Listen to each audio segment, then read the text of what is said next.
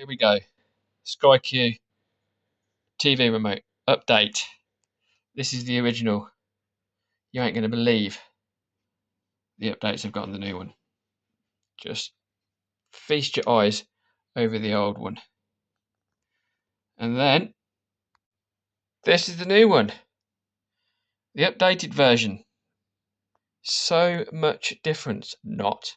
So yeah, old one, new one.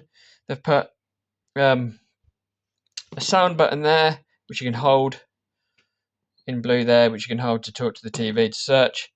And they've changed the coloured icons, moved them down a bit, and they've added a few more keys: mute, question mark, a search, and an information button. But that is literally the update.